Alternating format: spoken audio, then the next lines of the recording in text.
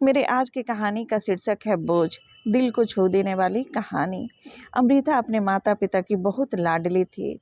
4 बड़े भाइयों की बहन थी। कोई भी चीज़ मांगने पर उसी वक्त सामने हाजिर हो जाती। पूरे घर में रौब था उसका। पूरे परिवार और नौकरों पर राजकुमारी की तरह हुक्म चलाती थी अमृता। स्कूल, कॉलेज सभी जगह उसका राज था।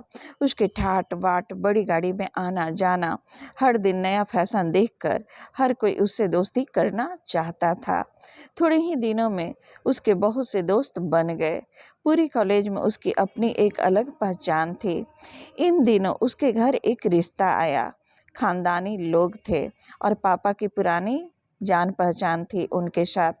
इसलिए अमृता ने शादी के लिए हाँ कर दी। वह जानती थी उसका परिवार उसका अच्छा ही सोचेंगे। लड़के का नाम राजेश था। काफ़ी पढ़ा लिखा और समझदार लड़का था। दोनों की शादी हो गई। ससुराल वाले भी बहुत अच्छे थे। ससुराल में अमृता की जगह वैसे ही थी जैसा कि मायके में।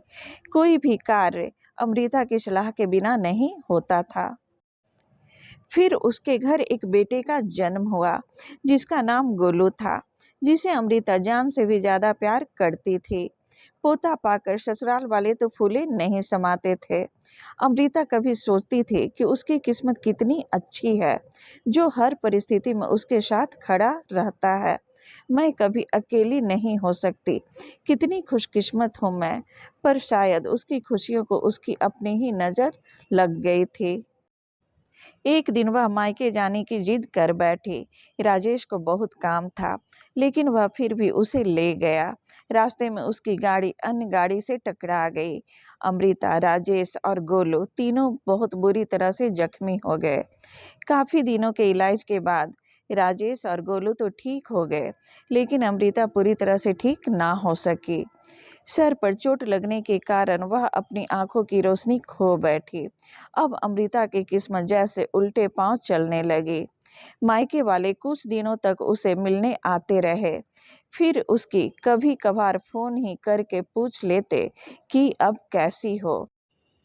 ससुराल वालों की सहानुभूति भी कम होने लगी। घर में किसी को पास बैठने के लिए कहती तो जवाब मिलता, बहुत काम है, अब तुम भी हाथ नहीं बटा सकती। राजेश भी चिड़चिड़ा हो गया था। बस गोलू ही था उसके साथ, जिसके साथ हंसते खेलते उसका वक्त गुजरता। एक दिन अमृता के हाथ से कुछ सामान गिर गया, जिसकी वजह से गोलू को हल्की सी चोट लग गई। अमृता के सास ससुर ने गोलू को उससे अलग कर दिया कि कहीं उसके ना देखने की वजह से बच्चे का कोई नुकसान ना हो जाए। अमृता अंदर से टूट चुकी थी।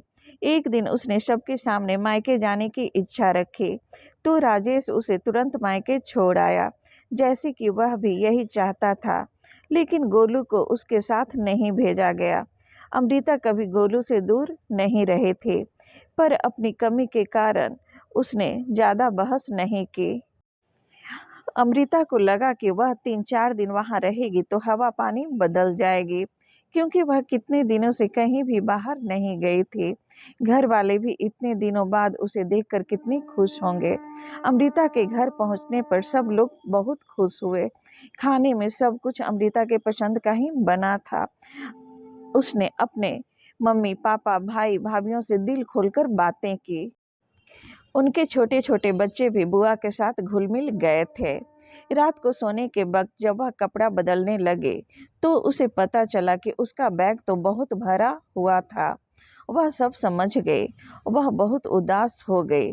कुछ दिनों तक तो सब ठीक रहा, फिर जैसे सब बदलने लगा, सबका व्यवहार बदल रहा था। वह लोग जैसे थक चुके थे उससे।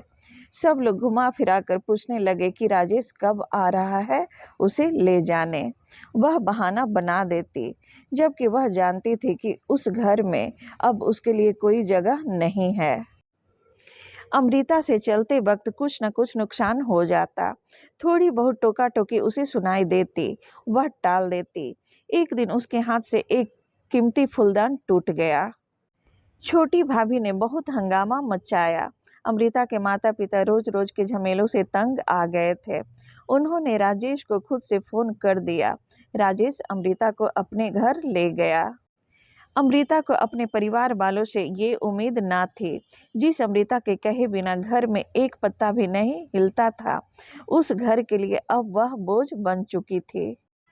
राजेश के साथ ससुराल आते वक्त वह बहुत खुश थी, क्योंकि वह अपने घर जा रही थी, अपने जिगर के टुकड़े गोलू के पास।